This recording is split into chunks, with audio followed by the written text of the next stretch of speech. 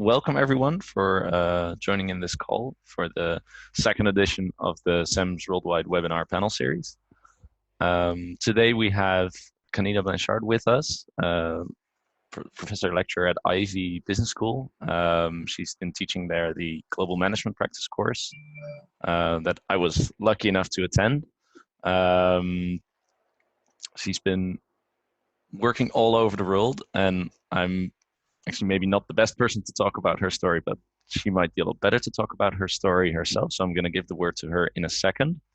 A few organizational matters for everyone that just joined in. First one is that this webinar will be recorded and we will distribute it later on. The second one is we're trying to make this as interactive as possible. So, you know, at moments during this webinar, you will have the ability, obviously, to talk and discuss things with Kanina and with all the others. And we highly encourage you to actually do that because that leads to better discussions and better learnings out of this webinar. With that being said, I think I'd like to pass on the word to you, Kanina. If you could maybe introduce yourself to the people that don't know you yet. And then the floor is yours. Wonderful. Well, good morning, good afternoon, good evening. It's almost time for bed for some of you. So it's really exciting to be here. I've chosen to do this this morning from my home, and therefore the lighting is perhaps less than ideal, but hopefully it's a nice soothing background for those of you who are into the later evening. With that said, I can't tell you how proud I am of students like so many of you whose names I recognize on this call for continuing to want to learn and to grow. As some of you know that in my 50s, I'm actually in the process of completing my PhD in responsible leadership. My thesis is called "Is Responsible Leadership Possible?" Which sort of makes this a wonderful conversation to have with you. And as we share today, I'll also be sharing with you some of the thoughts, the stories from participants who have been part of my research in a way to hopefully do what many of us want to do, which is to inspire you, to inspire the next generation of leaders as you come up through the world of business, whether it's public service, wherever your passions take you, to take the moment to think, to stop, to reflect on not just the short term, but also on the long-term consequences of the choices you're making and the decisions you're making. So I'll just quickly say, I've been in the world of business now for more than 30 years. I've had the honor and the privilege to live in many, many parts of the world and have responsibility from everything from e-commerce to crisis management. And I'm very, very open throughout this process to answer your questions. And perhaps at the end, we'll have a good bit of time to visit and to explore. My intention today is not really to teach or to lecture. I'm going to give you tools. I'm going to hopefully offer you authors and materials that if you want to go and learn more, you can. But it is very much to engage you in discussion. So I'm going to ask you to do something that may seem crazy to some of you. If you've been my student, you know that this isn't unexpected, but I want you to have a pen, one of those old writing utensils, and a piece of paper. And that's really important because I'm going to ask you throughout today's experience to take some notes, not notes on what I'm saying. I don't expect you to do that, but notes about what you're thinking, what you're feeling. Because that's how we learn from experience, that process of stopping and saying, what am I getting out of this? What am I learning? How am I feeling about what's being said? So I hope that you're scurrying around. I can't hear you and I can't see you. So I can't call you out in class. I can't even cold call you, really. So I'm going to trust you to have this crazy piece of paper and a pen, and we'll stop as we go. So my intent today is to really start with talking about the importance of learning from experience. And, you know, as someone who has been out there in the world and has had lots of experience, I'll tell you the thing that I've done wrong is oftentimes it's been, I've just been through something. We've just experienced something. There's been a situation, you've resolved it. And it's like we pack it up and we put it away and we just move on. What we don't do is stop and reflect. And if I was to have done one thing differently in my years leading around the world in different kinds of businesses and different kinds of situations, it doesn't matter if it's for profit, not for profit, is to stop and to say, what did I just get out of that? So we're going to talk about learning from experience. And then let's get into what does it mean to lead responsibly? And most importantly, what does it mean to you to lead responsibly? So I'm going to offer you some readings and a way of looking at this topic. And then again, we're going to talk about other people's learnings and then reflect on yours. Then I'd like to kind of move into a kind of a storytelling exercise where I'll share some stories of being responsible in the moment on topics that I heard from Leon and others who are organizing this webinar that are important to you. Situations like women in leadership, diversity, inclusion, but also how to deal with conflict. And so I'll share some stories with the hope then that that's going to start some dialogue. And that's where throughout this, put your hand up. Leon is in charge and he will call on you to join in. And then I want to kind of end with a discussion about how do we become responsible? And I'm going to do this in a way that may resonate with you. You may think is a little odd, but it's something to look forward to. So let's get started with this idea of learning from experience. All right.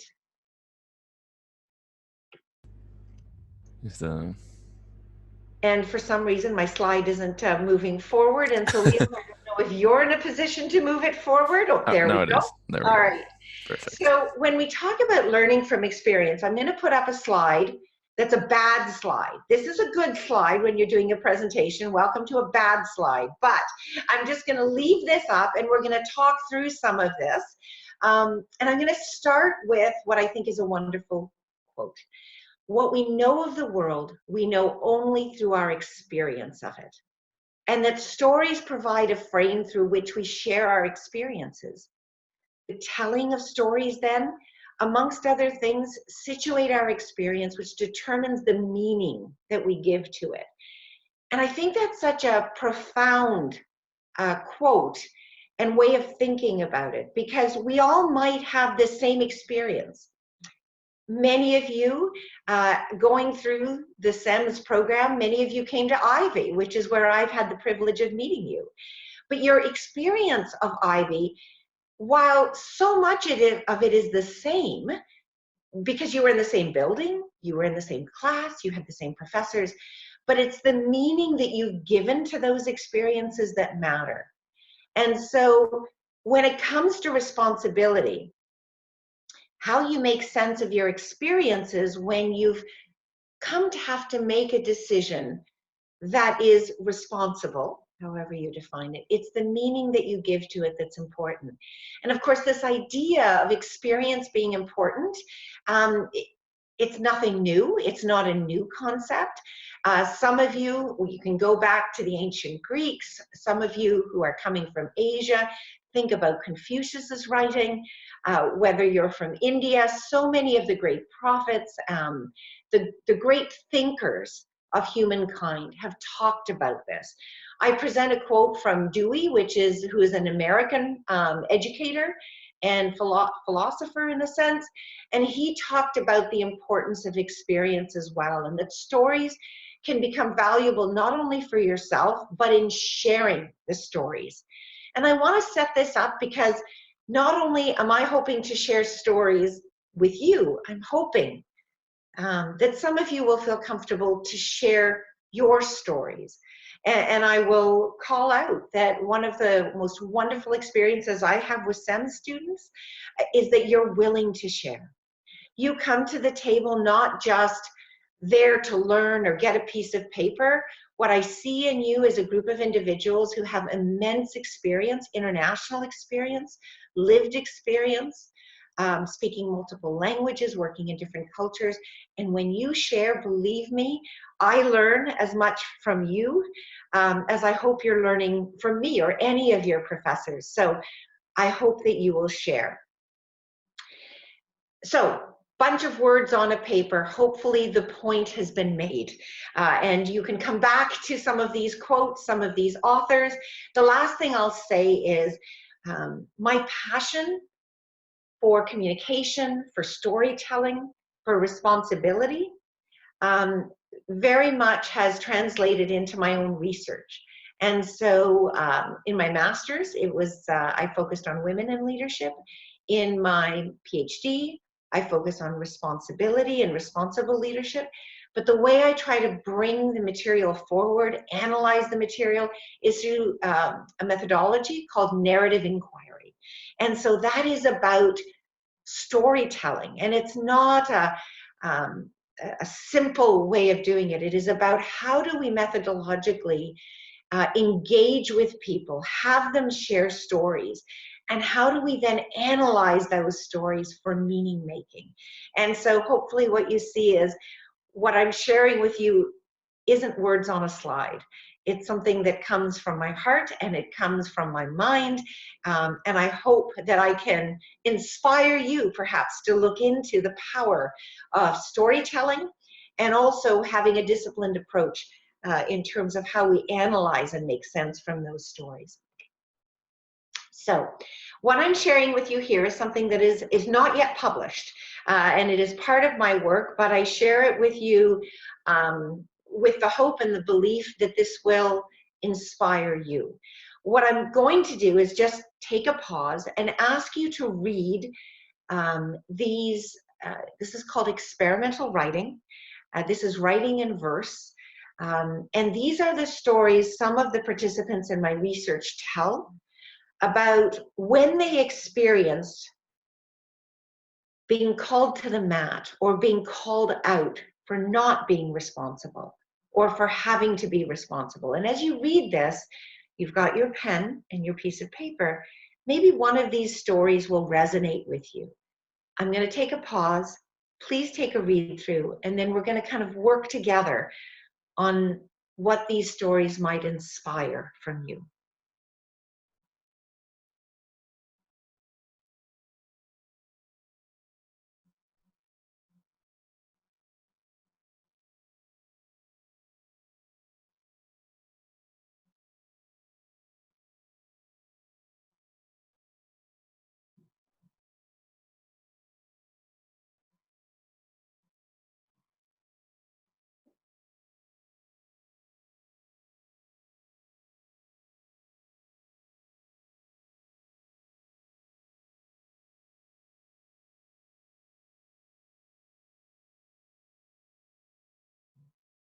So I'm going to start by reading one of these because it is so timely. Many of you might have heard about the fires in California. And one of my participants, when I interviewed her and have been speaking with her over the last 9 months or so, this is a story she told from her past experience. And as I've been watching the devastation taking place, the peoples whose homes have been destroyed, their lives have been affected, this participant is a senior crisis manager in one of the electrical companies in California. And this is the story she told of responsibility and some of her greatest fears based on an experience she had. And it's the one on the bottom that says, good decision, bad consequence. The power went out safely as planned. No easy decision. Either way, we were damned. The risk was there, the gangs and the danger. You are responsible for this. Hands and feet bloodied, they cried out in anger. In this particular situation, her experience was she and her team of crisis managers made the choice to turn the electricity off. Turn the electricity off because if it remained on in a highly volatile environmental crisis situation, the chance of fire literally exploding into something even worse, if that can be imaginable, was what they were dealing with.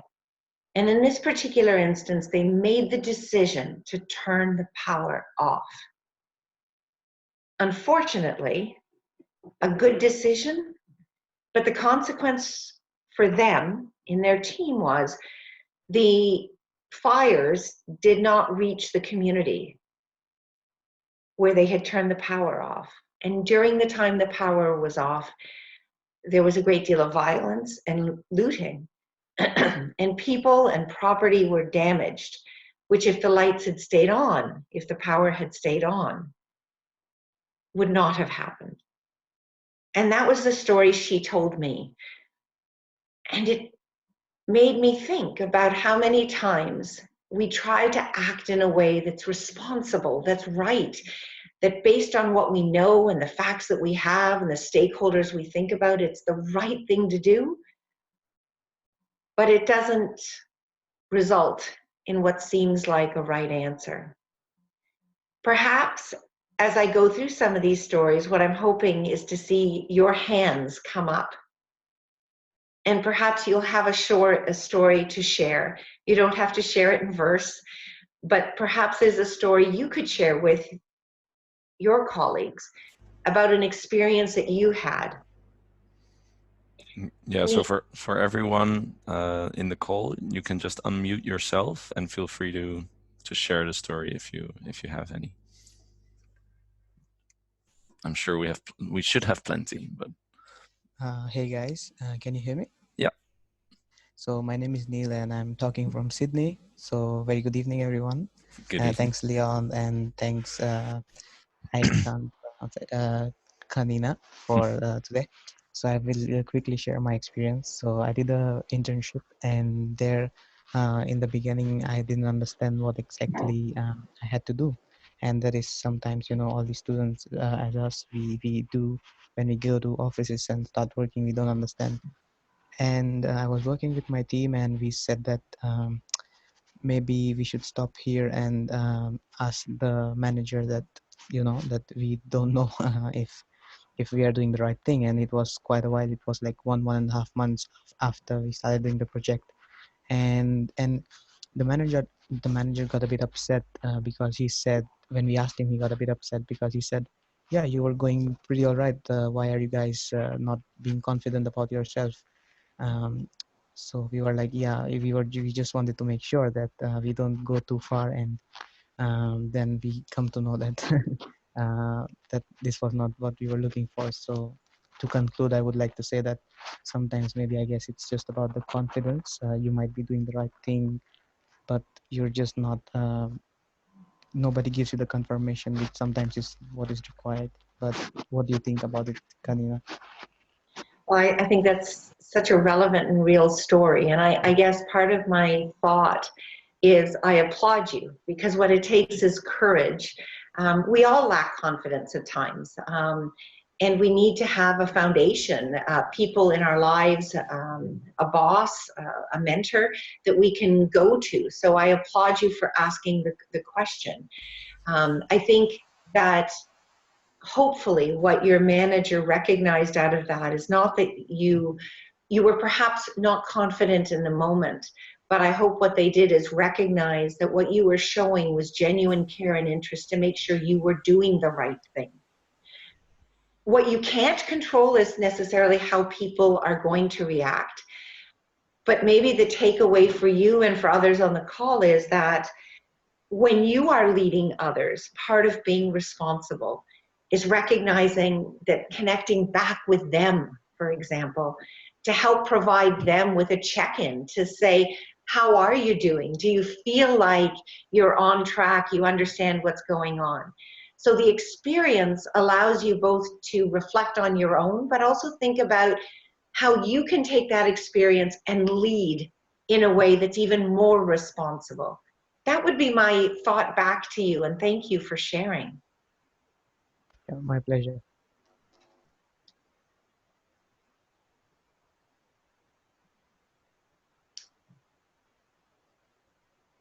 So with it being silent, perhaps let me take another story and share this with you and tell you the background, and perhaps someone else will feel comfortable to come forward. The story that you also see on the bottom, this is an amazing one for me, and I felt so very, very privileged to have this individual speak with me in the way that they did. This is an individual who is a very well-known scholar, and if you work in the field of ethical leadership or moral leadership, you would be familiar with their name. So just to give you a flavor of who I've had the honor to speak with. But in this story, what they shared was that for them, this idea of responsibility, it's not something that necessarily started at work. It's not something that sort of came to them in the place of work. It came to them from much earlier on in their life. I will also share that my other participants, I would say probably about 85% of them, all had stories from when they were either young, say under the age of 10 that they recall, or as young adults into sort of their early to mid-20s, which again might be very relevant for you. Most of the people who participated are more in my age demographic, or somewhere between, say, 40 and 60, and I fall right there in the middle.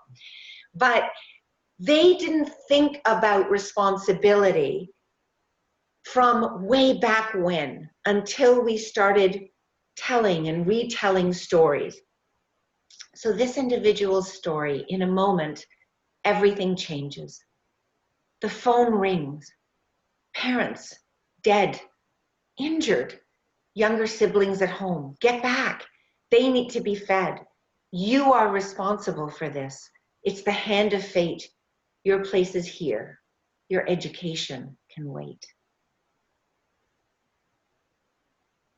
Maybe that might inspire you to think about something from your even younger life, a moment in which responsibility came to you, or the idea of responsibility became part of your story. Let me just stop there and see if anyone would be willing to share.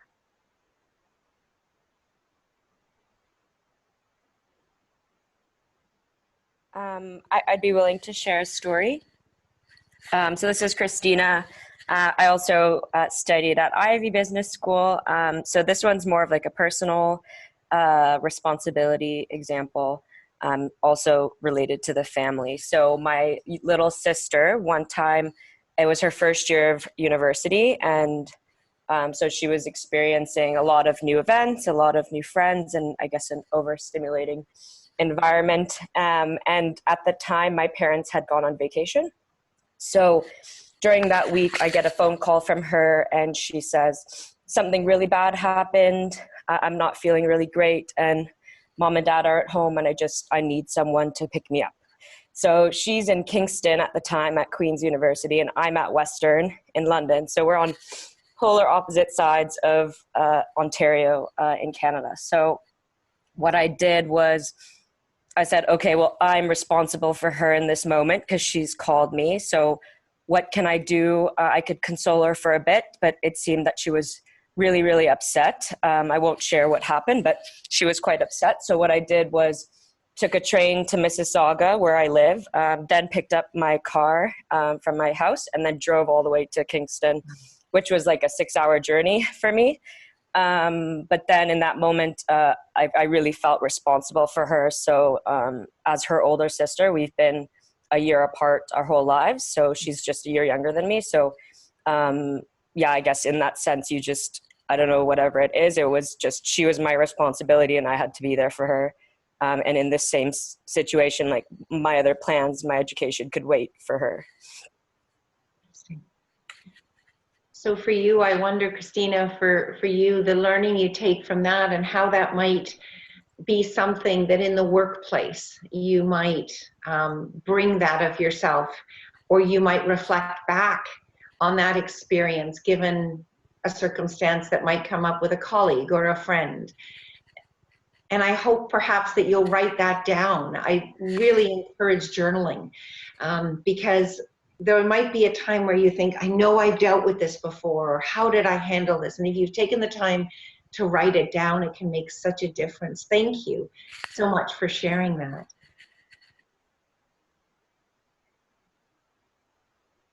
I'd like to share a verse that is from a work experience that I had. This was almost about 15 years ago. And at that time, I was working in a new team. I didn't really know a lot of the people very well. I was trying to fit in. And so some of you might relate to that. I was in a very large people HR meeting, at which time I heard a very senior leader make a very derogatory comment about an individual whom it was kind of obvious that there had been some kind of a interpersonal issue with them in the past. And this individual had made a mistake at work, quite honestly. It wasn't, at least in my mind or the mind of most people in the room, something that would have you be dismissed, but it was definitely something that would require some discipline. The next morning, I worked in a building where we had offices, but the doors were all glass. Fired in spite. Walked out the door, humiliated and confused. What did I do? He implored. You are responsible for this, he screamed. Why didn't you stand up for me? What I realized was those comments being made the day before translated into an almost immediate decision by this very senior leader. And I'm going to use some language that I heard and I still struggle with it. I didn't do anything about, but he said to get rid of this guy, someone who had, for whatever reason, crossed him in the past. And I remember watching this individual, who had been taken the brunt of this senior executive's ire, his anger, being walked out. And to this day, I can close my eyes and I can see how he looked at me, because he knew I'd been in that meeting. And this is how I feel even today. I don't know that I could have done anything. I don't know that I should have done anything, but I know that there's always going to be this part of me that thinks, could I have? Should I have?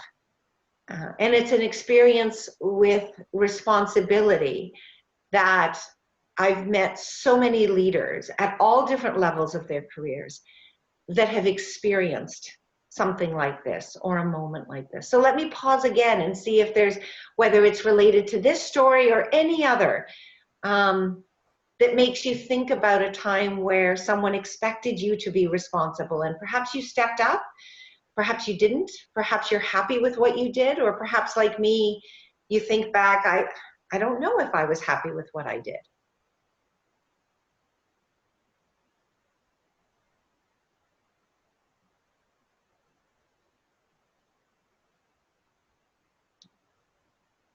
And it's perfectly okay if you're not ready to. But I hope that sharing these stories in a way is at least getting you to think, to reflect. So with that,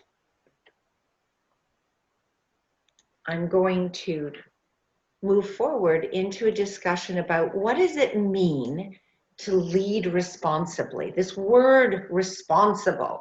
So I'm going to show you another very bad slide. So this is a good slide. Now I'm going to show you a bad slide. The bad slide because it's got way too many words on the page. But the idea is this is one of the ways that I've been thinking about responsibility, both in how I teach and also in how I research and study the topic. There we go. Sorry, there we are. So This is by no means a comprehensive list or approach. If you're in medicine, for example, you're absolutely one of a book by Carl Jung, The Wounded Healer, for example. There's lots of literature in different fields that talk about responsibility in a multiplicity of ways.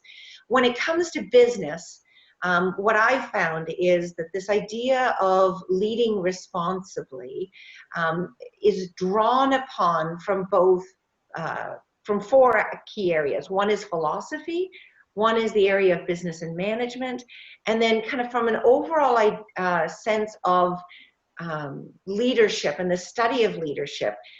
What we see is a lot within the styles of leadership, as well as the emerging framework, theory, concept. There's still a lot of debate around this, around responsible leadership. So I'm not going to spend a whole lot of time on this, but perhaps some of the names, the thought leaders, maybe theoretically, these are things that you might want to look into. I also sort of share some of the major debates and discussions and perspectives when we think about responsibility. So under kind of the philosophical wing, right? Do human beings, do we have free will? Do we really, within sort of the neoliberal environment in which we operate, do we really have the power to privilege a stakeholder over meeting the numbers? That's a real question that many of us struggle with. If we think about corporate social responsibility, which is kind of under the sphere of business and management, is one of the predominant ways we study this idea of responsibility. But there's lots of debates, like what is the scope? Can we actually have voluntary action versus regulation? And what we see is lots of different emerging theories and perspectives. So everything from Friedman to the more ethical theories today, which are embracing stakeholder theory, which again, stakeholder theory is something that's brought into responsible leadership. And so what you see is just a lot of confluence in these topics. And if you happen to be doing academic work, you sort of have to make choices about which of these approaches you're going to interrogate and use. But as individuals who care about responsibility, my hope is by sharing this crazy slide with you is that you realize how many different ways that you're being exposed to the concept of responsibility in everyday life, at work, when you hear about things like corporate social responsibility, and when we think about styles of leadership. It's sort of interesting. For thousands of years, there was one or two, three different styles of leadership. Many of you are familiar with the great man theory of leadership, right? I mean, that worked, that seemed relevant for 1,000 years. Since the year 2000, there are dozens. Some people, when they count up the various styles of leadership that are written about, there's over 100 of them. Everything from spiritual, moral, servant, all these different styles of leadership. When it comes to responsibility, what you see is that responsibility is often a concept that's embedded or imbued or just sort of expected within some of these styles and theories of styles of leadership. And there's concern about all these different styles. Are they repetitive? Are they very reflective truly of only Western values for our colleagues joining from Asia?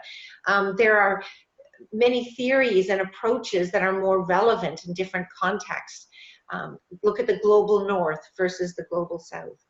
And then there's this emerging theory or framework of responsible leadership, which actually draws from across these different frames, these dominant literature. And there is more and more work going on in that space, but it's also critiqued because some people say it's trying to be too much to too many people. But if you're interested in the topic, I encourage you to perhaps explore authors or topics or thoughts that resonate with you. So what I'm going to share with you here are, again, and these are some quotes about how various of my participants sort of talked about how do they define leadership. What does responsibility responsible leadership mean to them?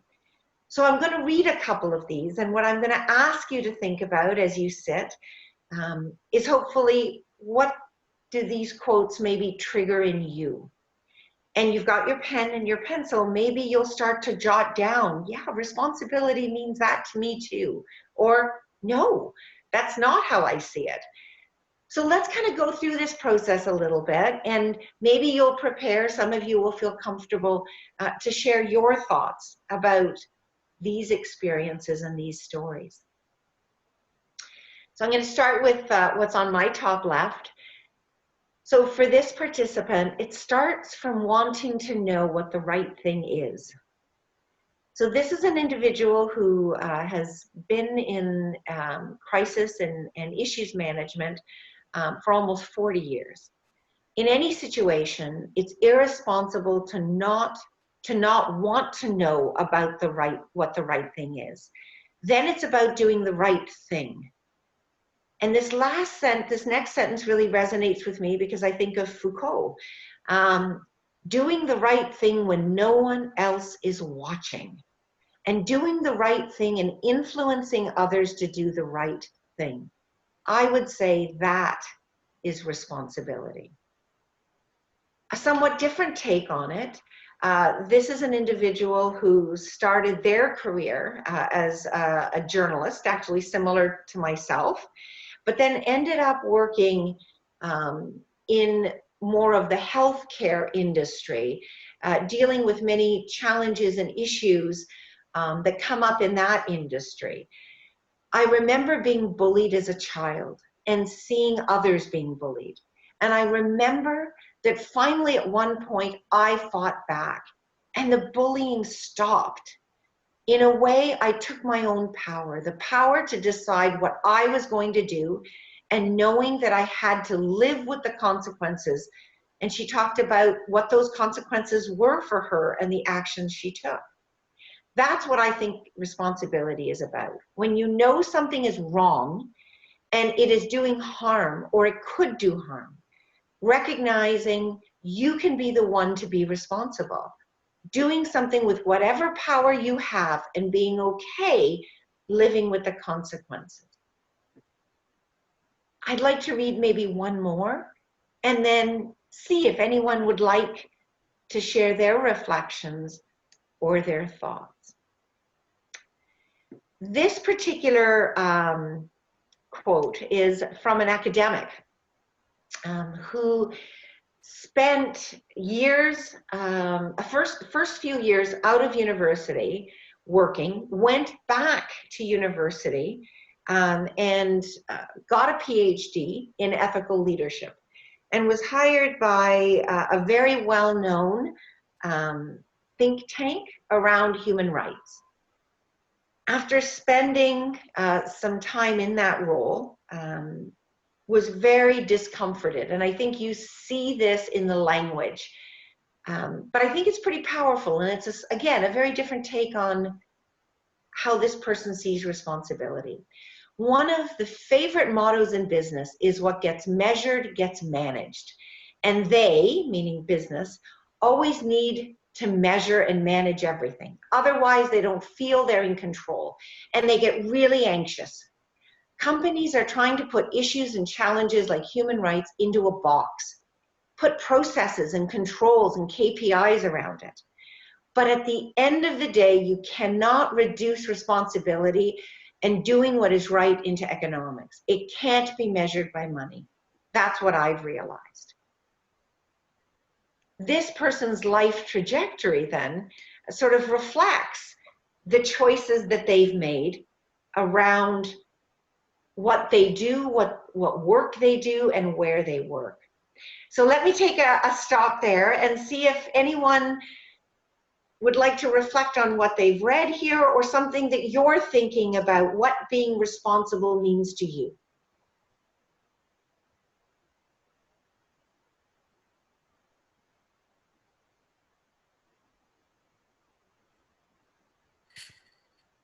I can speak again if no one else has anything to add. It's Christina again. I more just so had a thought. So just sort of like where does the line get drawn in terms of when you should be responsible and when you should not? I have a friend of mine who has a colleague at work who spends a lot of their time making memes for the office during work time.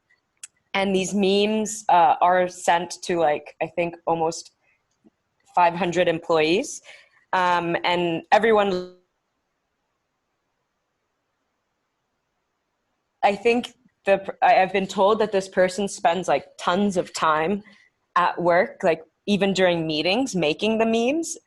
At what point do you draw that line? And if the whole office supports that sort of fun culture, then is it something you let happen, or do you have a conversation with this person? I don't really know what is responsible in that sense. It's an excellent question. So I'd love to respond. I don't know if anyone else has a similar story like that they'd want to share, and then I'm happy to give you my thoughts on that. Does anyone else have sort of a thought, or they've seen some behavior like that in their own places of work?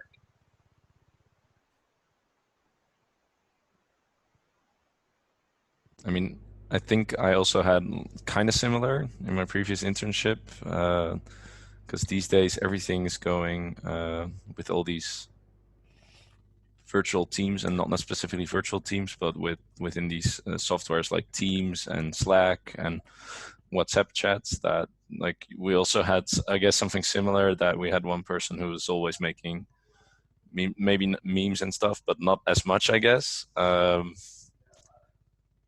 don't know, to me it feels like if you still can do your job properly, go ahead, because it makes everyone happy, and I think it really boosts morale. It sounds like it boosts morale anyway, so. Yeah. But maybe that's just my thought on this. But I think that's important, right? Because many of you are experiencing these types of situations. So, it might not be memes. It might be someone who, it could be someone who doesn't tend to pay attention. It could be someone who's sort of channeling out. A lot of people doodle, and people think, if you're drawing on pieces of paper, maybe you're not focusing. But there's lots of behaviors that you can see in the workplace that may make you question. So there's a few thoughts I would ask you to think about. So one is, what is your role? So are you a colleague? Are you a friend? Are you a supervisor? Because how you react may be impacted by the kind of relationship you have and the role you have with that person.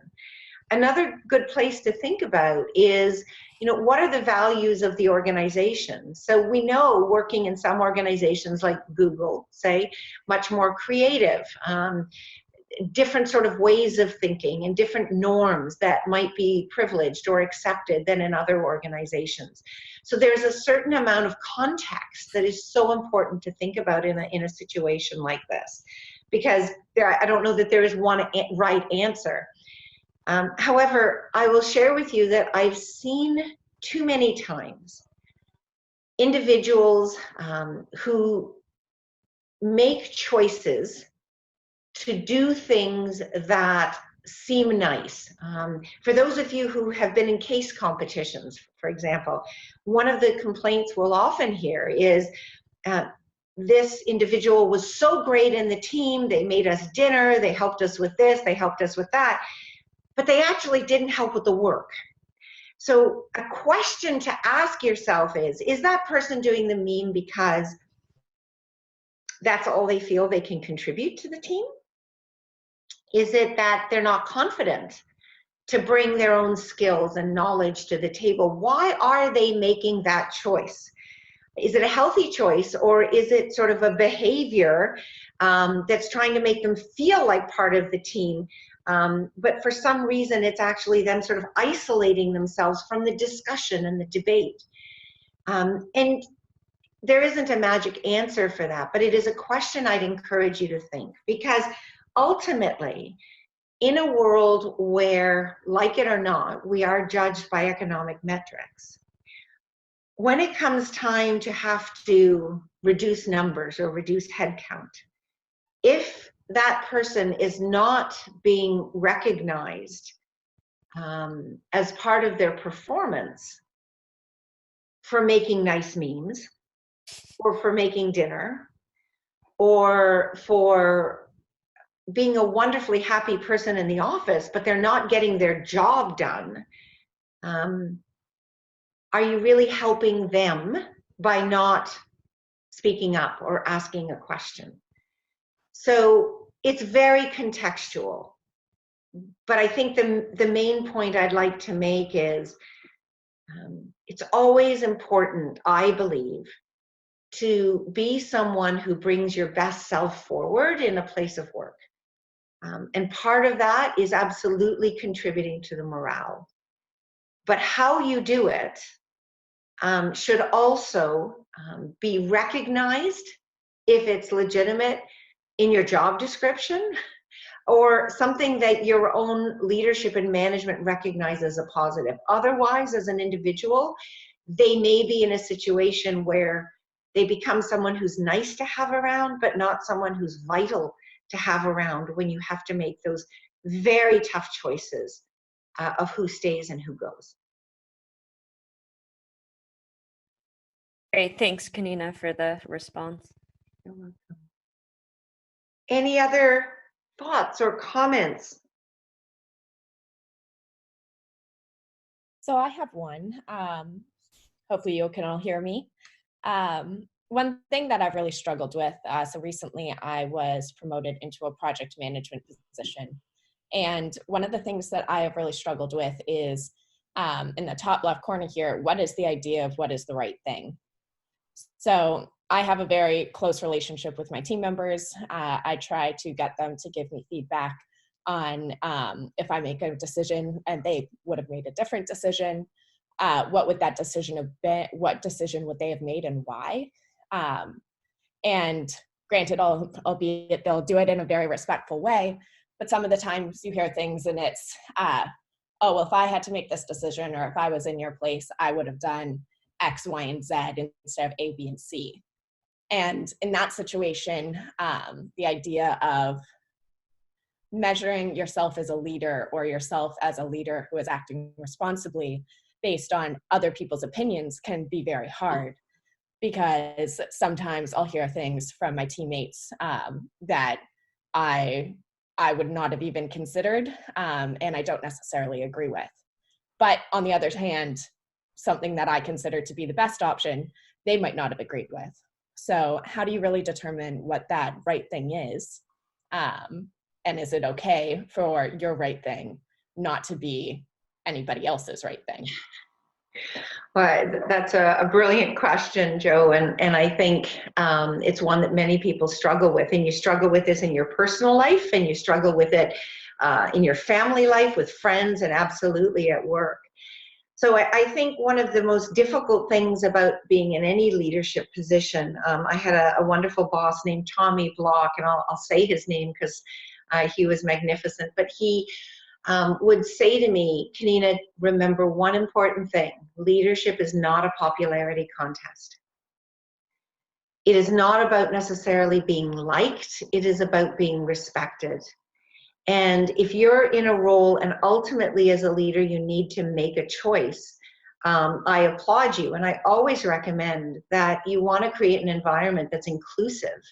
That is the responsible thing to do. Again, contextually, you may be in certain roles or at certain times where there isn't time for consultation, but that is absolutely the right way to proceed. You get the input, and at the end of the day, you come out with a plan. If you have the time, you can share that plan, you can take the time to refine it. And then you have to make the choice. You have to move forward. If you are either a leader amongst, equals, or you actually have that position, you have to make that choice.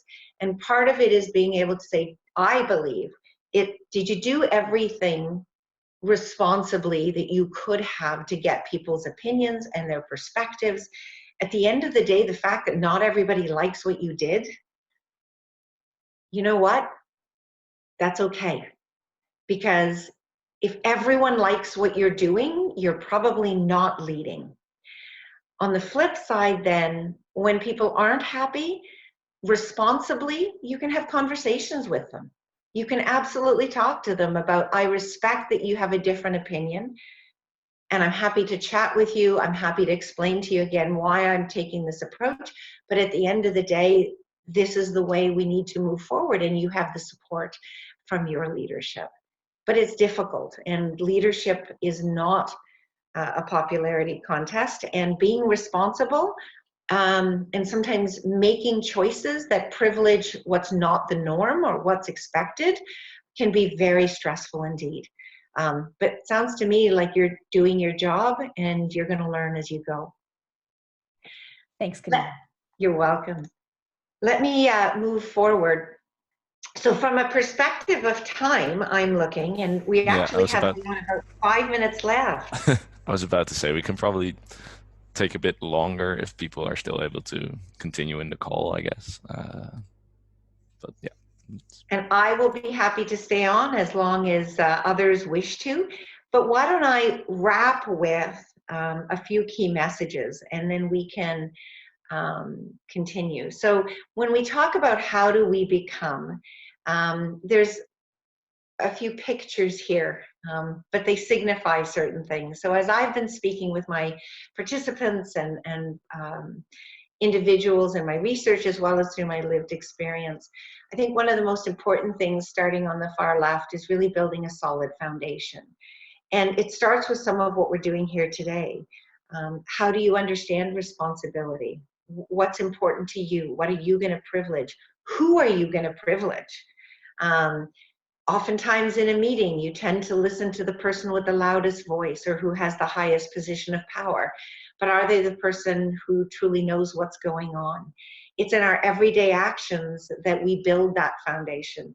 And part of that foundation is also, I truly believe, having people in your life that you can call, that you can talk to. The crazy weather systems, yes, climate change. So I hope Greta Thunberg would like my picture here. But quite honestly, you have to be prepared for the unexpected, and not be find yourself necessarily rattled or surprised. When you're trying to lead responsibly, you don't know the kinds of reactions you're going to do, what kind of climactic environment you're going to walk into. And again, this is where the foundation becomes really important. And so thinking, scenario planning, when you're making choices, know that there's going to be backlash, and be prepared for that, and be open to that. Not everyone, very much Joe, to your point, is going to be comfortable with the direction you're going. The compass speaks to, perhaps in a sense, knowing what your true north is. How do you stay purposeful? How do you stay focused on doing the right thing in your mind, doing the responsible thing, considering the voices of others, especially those who may be marginalized or whose voices aren't heard? What keeps you focused? Is it a story? Is it a person? Is it a mentor? For some people, it may be religion. It can be many, many different things. The chameleon is just such a great picture. I had to put it in there. I don't suggest you turn different colors, but you will have to adapt, and that's the key message there. And what I love that people kept saying is that it doesn't matter if you're 20, 10, or maybe even heading towards 100. It is very much a journey. You're never going to become actually responsible. It is in the becoming that we learn. And I put a little quote here at the end. Some of you may be familiar with the Velveteen rabbit story. And one of my participants actually said this to me, that this is what they use to keep themselves grounded. And for some of your comments, this may resonate. This is a children's story about how toys become real. And this participant replaced the word real with the word responsible. Responsible isn't how you are made, said the skin horse. It's a thing that happens to you. Does it hurt? Asked the rabbit. Sometimes, said the skin horse, for he was always truthful. When you are responsible, though, you don't mind being hurt. Does it happen all at once, like being wound up? He asked, or does it happen bit by bit? It doesn't happen all at once, said the skin horse. You become. It takes a long time. That's why it doesn't happen often to people who break easily or have sharp edges or who have to be carefully kept. Generally, by the time you are responsible, most of your hair has been loved off or maybe become gray, and your eyes drop out and you lose the joints and you're very shabby. But these things don't matter at all, because once you're responsible, you can't be ugly, except to people who don't understand.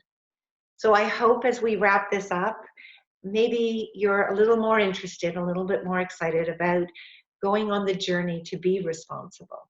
Let me stop there and entertain any questions or thoughts. And again, I'm happy to stay on for anyone who wants to visit.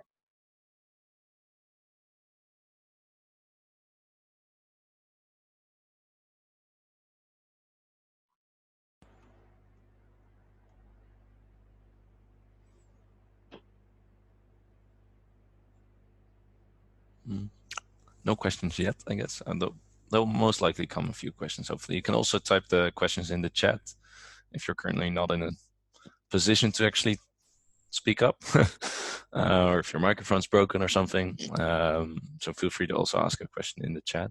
Well, first of all, already huge thank you to you, Kanina, for being here with us today. I should have everything recorded, so we'll share everything online once we're completely done.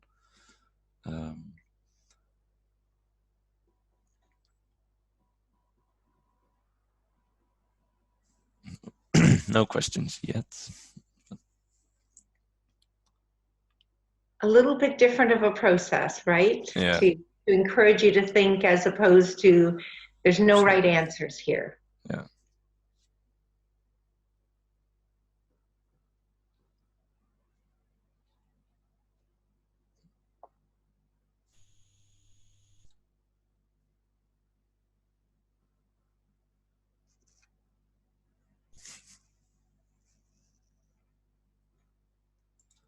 Oh, this is Klaas from RSM. I actually do have a question. The quote that what the person talked about, finding out what is right or wrong, and through that kind of like being responsible resonated with me as well. I think in some way being responsible for me means like being open to change and being open for input and determining what is right or what is wrong. But then that's also kind of like always a trade-off. So I think reaching the point where one 100% knows what's right, that will take a very long time to get there. So when does one stop with one's process of finding out what is right and make a decision? Because usually, especially in company leadership situations, we're always under time pressure.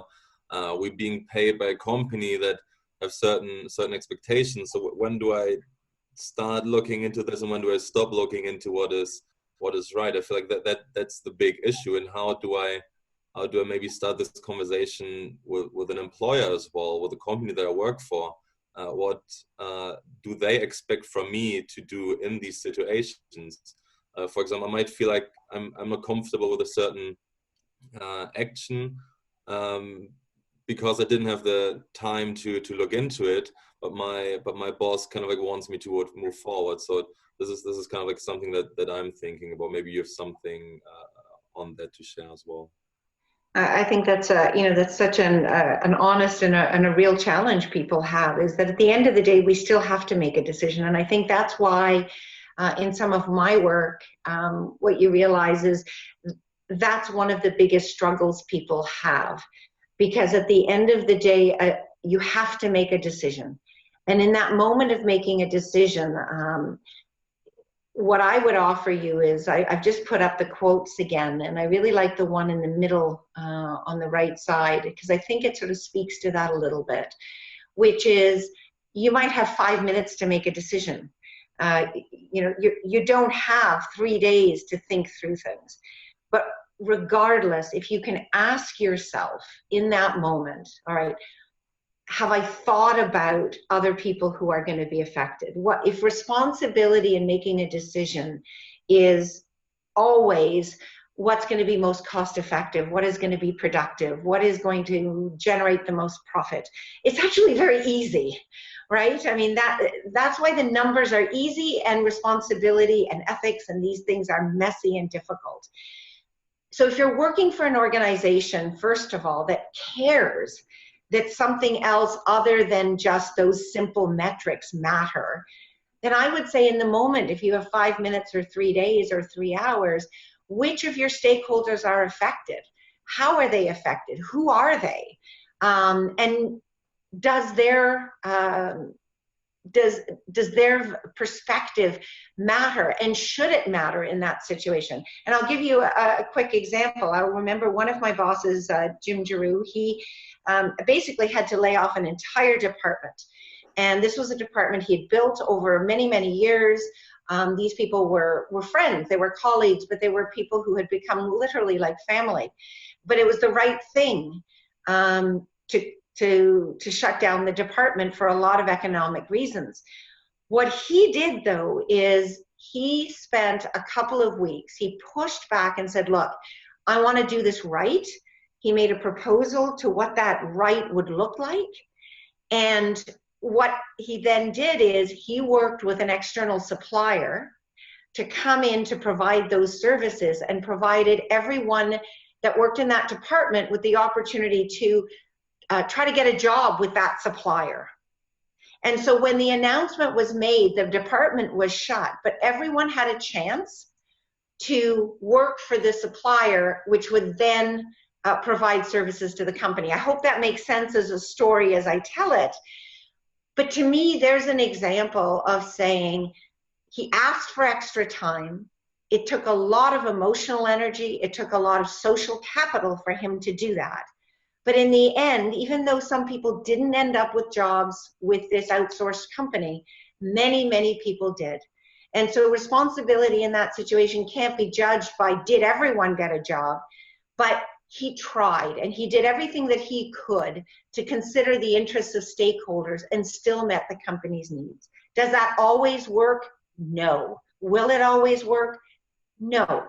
But maybe being responsible is seeing what you can do to consider the interests of others.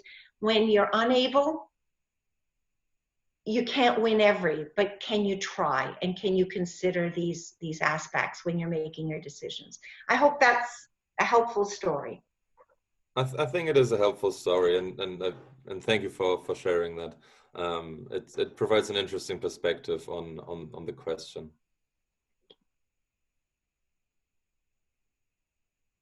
Hello, can you hear me? Yeah, thanks for the sharing and all the quotes and interesting story. And actually, I don't have a particular question at the moment, but then I have like quite a number of thoughts that I want to share. And then one of them is about this page as well, about like what is like right and what is responsibility. And like I have two main points that I want to share. The first one is like, I always think like people have different roles. Like if they're like a CEO of the company, then like they have to be responsible for investor, but at the same time they have to be responsible for the employees. So like the decision is really hard to make. That comes to my second point, which is what is right, particularly because you mentioned that like it's not always about like number of people, like populace, like how many people that you are like responsible for, like this. But then at the same time, I was thinking about like politicians. Like nowadays, a lot of like politicians, like they're making decisions and they need the vote from the voters. And this is like kind of like thing that I'm thinking about, like how like when they have more power and they have to be more responsible, but then who are the stakeholder, like who particularly are the voters, or like how should we draw the line? And then it's just like a lot of thoughts that I'm like thinking about, and yeah, it's just quite interesting. And especially I'm from Hong Kong actually, and like Hong Kong government, how they're responsible for like the citizens, and like they're responsible for China government, like all this is very interesting. Yeah, thanks for sharing. Well, you're welcome. And what I'd love to say is what I'm excited is that you're thinking about these things. And I think that one of the things that I hear from a lot of people is that If responsibility, however you choose to define it, whatever theoretical basis you choose, and always ground your thinking, right? So I really want to encourage people to avoid the flavor of the day definition or the inspirational quote. Hopefully what you develop is a grounded way of looking at responsibility. And as you engage in the world, you don't become a CEO and then have to balance all of these things. If you start now, what you find is your capacity to grow, your capacity to grow your ability to consider the needs of others grows. And I'll give you an example that's very pertinent to me at my age, but it might resonate with you as well. You know, as a young person, it was me. It was me, it was my job, it was my company, and it was my friends and my family. Meaning, you know, parents and etc. Well, and then you get a pet and you have to be responsible. And so you juggle things around and you don't work quite as late, or you adjust your schedule. Well, then you maybe have a partner and you add that into the mix. And I'm using a very personal example, but if you think about it from a place of work, it's actually not different. If you're mindfully realizing that through your life, you are going to be juggling more and more, then you might have a home and, oh my gosh, you have to actually clean your house. But, you know, that's especially when your mothers come to visit. Then you might have children and you have a major project that's due, your car's broken down, your child is sick.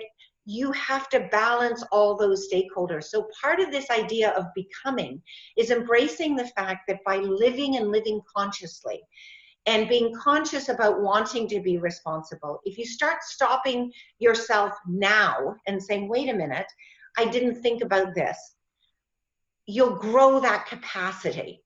But I think that idea of being mindful is important. When you start talking about politicians and politics, I mean, this is some of where the context often takes over. And we do live in a world where there are these KPIs and these processes. And we have to accept that. And that's where I hope, when I was perhaps your age, I used to think of good and bad, the binary. I was responsible or I wasn't, or this is good or that is not. I think life is much more nuanced. And I think that's where the challenges come, but build your capacity to handle it. You do your best, you learn from your successes and also times where you're not happy with yourself. And I think that is part of the journey of becoming. I don't know if that helps, but I love the fact that you raised those comments and questions. Yeah, thank you. Yeah, I think it's like really a lifelong process, like learning process to grow and also to like enhance the capacity.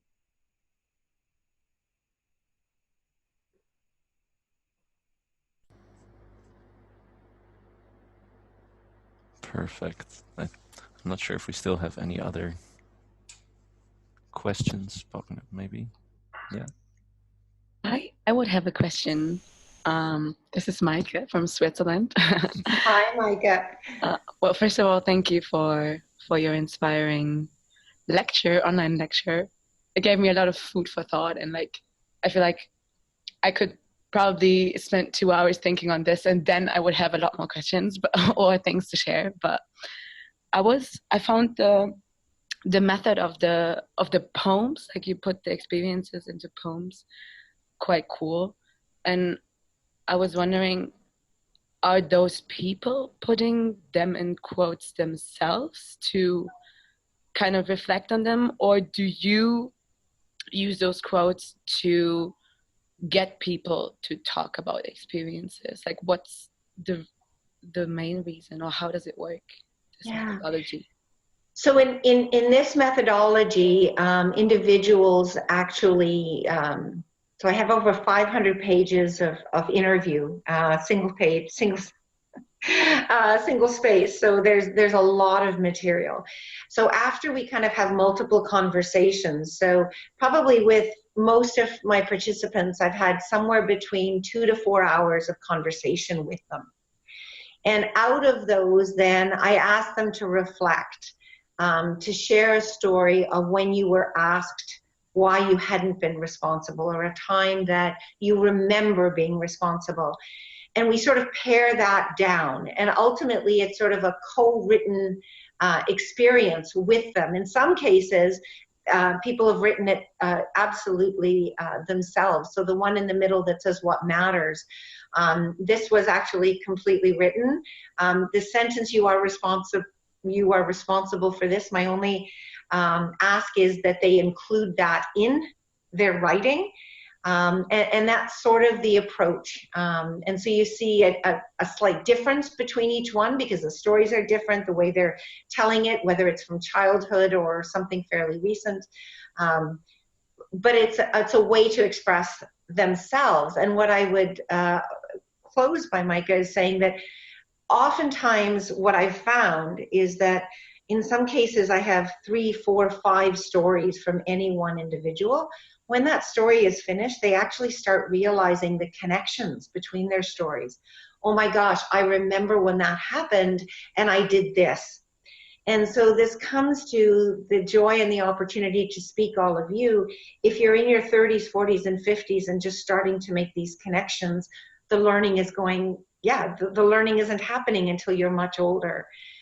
So perhaps some of this might inspire you to think of your own stories, and in whatever way, whether it's a verse, a sentence, to think about it and start making those connections, because I truly believe hope rests with, a lot of hope rests with your generation. And thinking about these things early will, as you reach those levels of power and responsibility in organizations, I hope that you will be able to make them better than people in my generation have in some cases. Cool, thank you. Yeah, I think to bring it on an emotional level, I think it really helps to get people to think about it more, about the responsible leadership. Yeah, thank you.